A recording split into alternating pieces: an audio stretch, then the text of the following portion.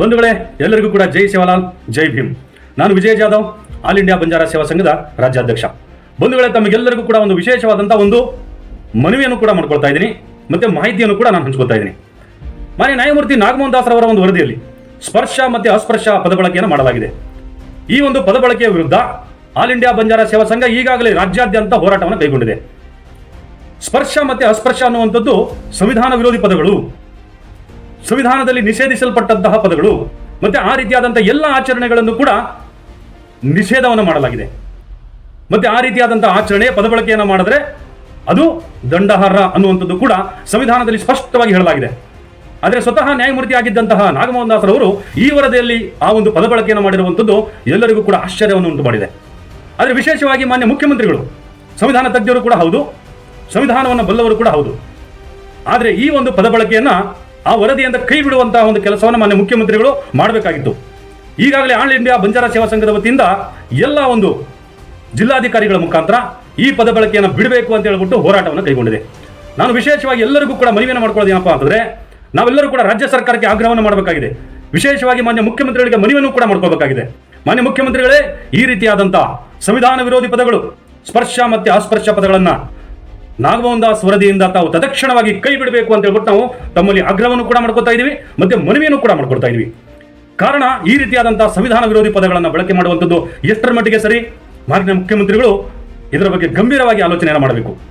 ಸರ್ಕಾರದ ಎಲ್ಲ ದಾಖಲೆಗಳಿಂದಲೂ ಕೂಡ ಸ್ಪರ್ಶ ಮತ್ತು ಅಸ್ಪರ್ಶ ಪದಗಳನ್ನು ತಾವು ತತ್ಕ್ಷಣವಾಗಿ ಕೈಬಿಟ್ಟು ನಮ್ಮ ಒಂದು ಹೋರಾಟಕ್ಕೆ ನೀವು ನ್ಯಾಯವನ್ನು ಕೊಡಬೇಕು ಅಂತ ಹೇಳ್ಬಿಟ್ಟು ಈ ಮೂಲಕ ಮಾನ್ಯ ಮುಖ್ಯಮಂತ್ರಿಗಳಿಗೆ ಮತ್ತೆ ರಾಜ್ಯ ಸರ್ಕಾರಕ್ಕೆ ನಾವು ಮನವಿಯನ್ನು ಮಾಡ್ಕೊಳ್ತಾ ಇದ್ದೀನಿ. ಧನ್ಯವಾದಗಳು. ನಮಸ್ಕಾರ ಎಲ್ರಿಗೂ. ಜೈ ಸೇವಾಲಾಲ್, ಜೈ ಭೀಮ್. ನಾನು ಸುನಿಲ್ ನಾಯ್ಕ್, ಆಲ್ ಇಂಡಿಯಾ ಬಂಜಾರ ಸೇವಾ ಸಂಘದ ಯುವ ಘಟಕದ ರಾಜ್ಯಾಧ್ಯಕ್ಷರು.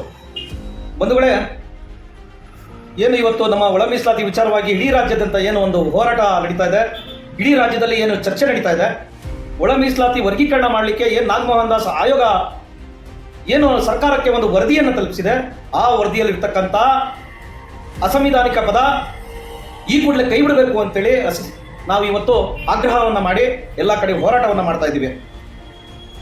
ಆ ಒಂದು ವರದಿಯಲ್ಲಿ ಅಸಂವಿಧಾನಿಕ ಪದ ಆದಂಥ ಏನು ಸ್ಪರ್ಶ ಅಸ್ಪೃಶ್ಯ ಅನ್ನೋ ಪದವನ್ನು ಬಳಕೆ ಮಾಡೋದ್ರ ಮೂಲಕ ಏನು ಮುಂದಿನ ದಿನಗಳಲ್ಲಿ ಈ ಸಮಾಜಗಳನ್ನ ಎಲ್ಲರ ಮೀಸಲಾತಿಯಿಂದ ಹೊರಬಿಡುವಂತಹ ಹುನ್ನಾರ ಏನಾರ ನಡೀತಾ ಇದೆಯಾ ಅನ್ನೋ ಒಂದು ಅನುಮಾನ ನಮಗೆ ಕಾಡ್ತಾ ಇದೆ.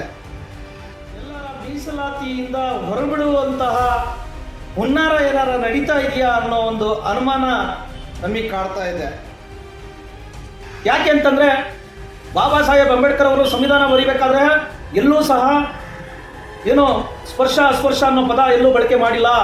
ಆದರೂ ಸಹ ಒಂದು ನಿವೃತ್ತಿ ನ್ಯಾಯಮೂರ್ತಿಗಳಾದಂತಹ ನಾಗಮೋಹನ್ ದಾಸ್ ರವರಿಗೆ ಈ ವಿಚಾರ ಗೊತ್ತಿಲ್ವಾ ಅನ್ನೋ ಒಂದು ಪ್ರಶ್ನೆ ನಮಗೆ ಕಾಡ್ತಾ ಇದೆ. ನಾವು ಲಂಬಾಣಿ, ಕೊರ್ಚ, ಕೊರ್ಮ, ಬೋವಿ, ಅಲೆಮಾರಿ ಸಮುದಾಯಗಳು ಇವತ್ತು ಯಾವ ಮಟ್ಟದಲ್ಲಿ ಬದುಕ್ತಾ ಇದ್ದೇವೆ, ನಮ್ಮ ತಾಂಡ, ಹಟ್ಟಿ, ಕೇರಿಗಳು ಇವತ್ತು ಎಲ್ಲಿದ್ದಾವೆ ಅನ್ನೋದನ್ನ ದಯಮಾಡಿ ನಾಗಮೋಹನ್ ದಾಸ್ ಅವರು ದಯವಿಟ್ಟು ವಿಸಿಟ್ ಕೊಟ್ಟು ಆ ತಾಂಡಗಳಿಗೆ, ಹಟ್ಟಿಗಳಿಗೆ, ಕೇರಿಗಳಿಗೆ ವಿಸಿಟ್ ಕೊಟ್ಟು ಅದನ್ನ ಸರ್ವೆ ಮಾಡಿದಿದ್ರೆ ಬಹುಶಃ ನಮ್ಮ ಪರಿಸ್ಥಿತಿ ಅರ್ಥ ಆಗಿರೋದು. ಬಹುಶಃ ನಾವು ಈ ಅಸಂವಿಧಾನಿಕ ಪದ ಬಳಸಬಾರದು ಅನ್ನೋ ವಿವೇಚನೆಯಾದರೂ ಆ ನ್ಯಾಯಮೂರ್ತಿಗೆ ಬಂದಿರೋದು ಅಂತ ನನಗನ್ಸುತ್ತೆ. ಆ ದೃಷ್ಟಿನಲ್ಲಿ ನಾವಿವತ್ತು ಮಾನ್ಯ ಮುಖ್ಯಮಂತ್ರಿಗಳಿಗೆ, ಈ ರಾಜ್ಯ ಸರ್ಕಾರಕ್ಕೆ ನಾವು ಮನವಿಯನ್ನ ಮಾಡ್ಕೊಳ್ತಾ ಇದ್ದೇವೆ.